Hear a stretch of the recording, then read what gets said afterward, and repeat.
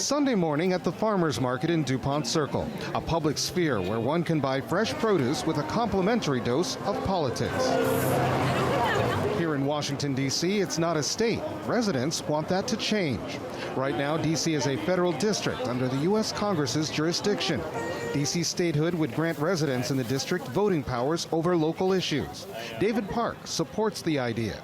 I feel very unrepresented. I feel like, if I lived in any other state, I would have representation that was meaningful in Congress, and I don't. According to the latest polls, a record number of D.C. residents support statehood. More than 7 in 10 residents say Congress has too much control over the internal affairs of the nation's capital. And nearly as many who support statehood say they're most upset over the lack of self-governance.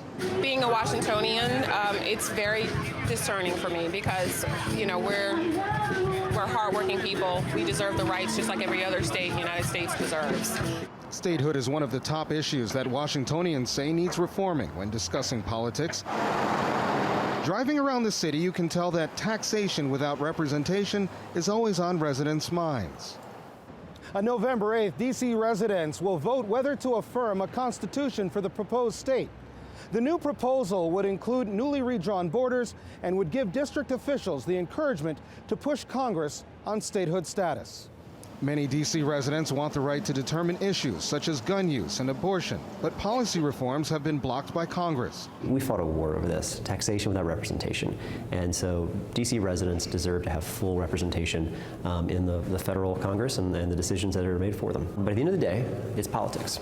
We've got to have a president who supports statehood. We've got to have a Congress that supports statehood.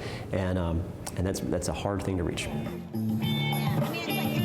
It'll be the first time in nearly 20 years residents here will vote on whether to make D.C. a state. But even if it wins, its fate is still uncertain. Congress last voted on this issue in 1993, and it lost in the House 277 to 153.